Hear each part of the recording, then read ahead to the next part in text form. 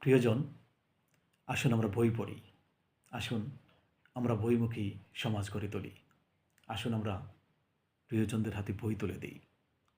নতুন প্রজন্মকে আমরা বইমুখী করি, নতুন প্রজন্মের হাতে বই তুলে দিই। আপনার কিংবা আমার প্রতিটি পরিবারে যারা নতুন সদস্য আছে, তাদেরকে আমরা বই পড়তে উৎসাহিত করি, তাদের হাতে বই তুলে দিই। একজন ছোট্ট শিশু কিংবা একজন কিশোর, তাদের হাতে যদি আপনি বই তুলে দেন, দেখবেন তার চারপাশটা কতটা সুন্দর হয়ে গেছে। সে যখন বই পড়তে শিখবে, আর কিছু না হোক, পাঠ্য বইয়ের পাশাপাশি তার হাতে থাকবে গল্প উপন্যাসের বই, দেখবেন তার জীবনটা আসলেই সুন্দর হয়ে উঠছে। একেবারেই অন্যরকম হয়ে বড় হচ্ছে সেই শিশু কিংবা কিশোর। কাজেই বইয়ের বিকল্প কিছু নেই। সেজন্য বলবো, আসুন আমরা ছোটদের হাতে বই তুলে দিই, নতুন প্রজন্মের হাতে বই তুলে দিই।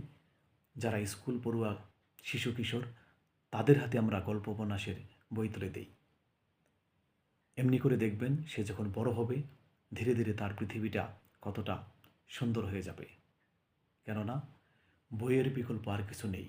বই একজন মানুষকে পরিপূর্ণ মানুষ হিসেবে গড়ে তোলে।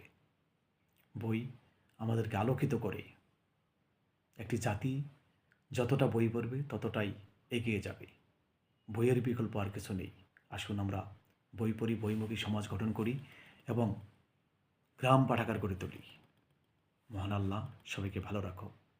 শুভেচ্ছা।